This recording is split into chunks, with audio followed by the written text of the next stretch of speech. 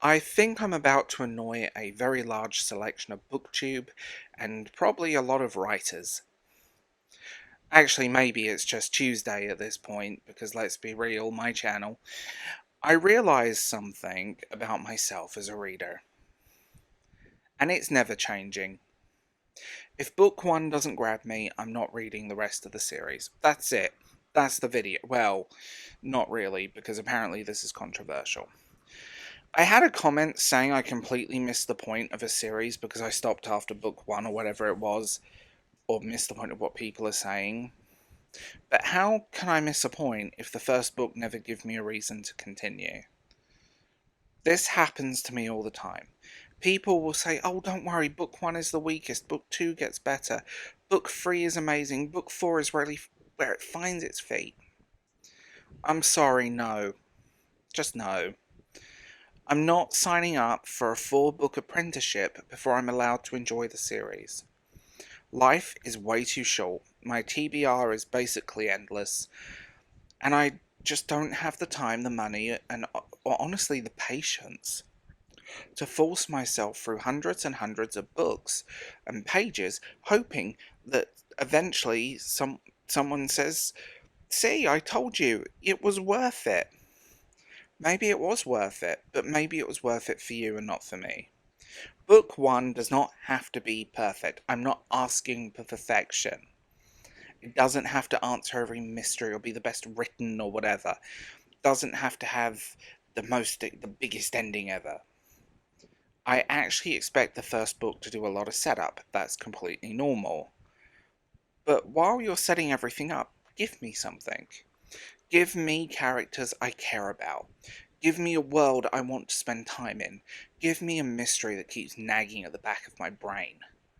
Give me dialogue that makes me smile.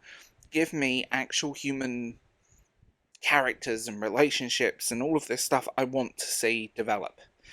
Just give me a reason to come back. Because if I finish book one and my reaction is, well, that happened, why would I spend another £10 to £15 on book two? That's the bit I don't understand. People act like it's somehow unreasonable. It's almost like there's this expectation that readers should push through because eventually it becomes the greatest thing ever.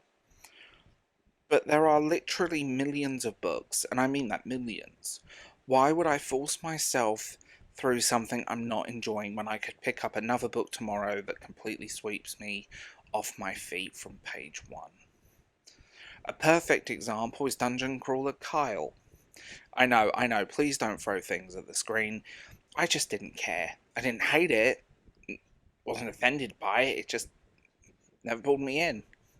The humour didn't land for me. The world felt too meta for my taste, and I never become invested in what was happening.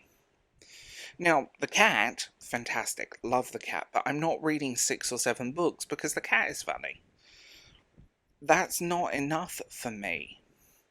I need to care about the whole experience, the characters, the world, the writing style, the atmosphere, the stakes.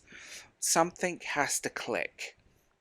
And if none of it clicks in book one, I don't suddenly believe book two is going to magically rewire my brain. Maybe it does for other people, it definitely doesn't for mine.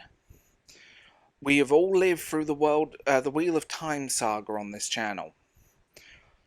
You all watched me try. I genuinely tried. People kept saying, keep going, it gets better. It really becomes incredible, and maybe it does. I'm not saying anyone is wrong here. I'm saying I reached a point where I realised I was reading out of obligation instead of enjoyment. That's not why I read. Reading is supposed to be fun.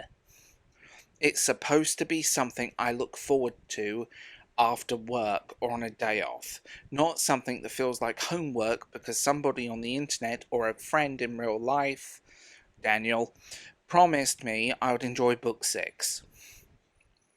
I'm also convinced there's something psychological going on with me, and I'm not going to sit here pretending I've analysed it, because I haven't, but I know how my brain works.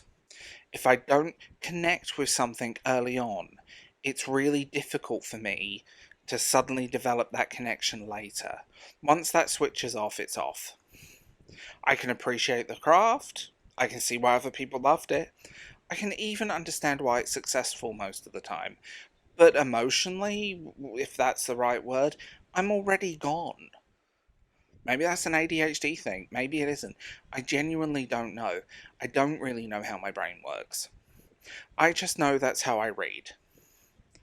The funny thing is, I don't even need loads to happen.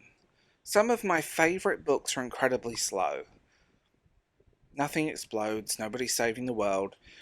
Sometimes people are just talking. Sometimes they're wandering around, and sometimes they're drinking tea. But I care, that's the difference. I care who's drinking the tea. I care what the conversation is about. I care about the little moments because the book has made me invest in the people. I don't need spectacle, I need investment. So when people tell me, no, no, no, you've got to go through the first 3 books, I just can't do it.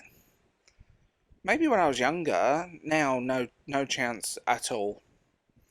There are too many brilliant books sitting on my shelves waiting to be read.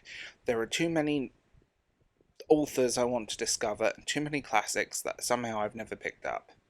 Too many manga volumes looking at me with disappointment. I'm not spending weeks trying to convince myself to like something. That's the important bit. And I'm not saying even that these series are bad. I'm saying they're not for me, and that's 2 completely different statements. I know, shocking. See, 2 things can be true at once. We don't have to like the same books, we don't have to love the same series. Sometimes the biggest bestsellers in the world just do not connect with you. That's absolutely fine. Sometimes an obscure little book with about 12 reviews becomes one of your favourites. That's fine too, reading is personal. So, call me impatient, call me stubborn, tell me I'm missing out. You might even be right. But if book 1 doesn't make me care, I'm closing the book, putting it back on the shelf, and moving on to something else. Life is too short. Now tell me I'm wrong in the comments. Actually, don't tell me to read another 5 books first. Just saying. I'm Darth James. If you like these videos and want early access, we have Patreon and channel memberships and Substack. And if you want to get involved in the conversation, like, subscribe, and tell me what you think. See, life is too short for boring books. Let's be real.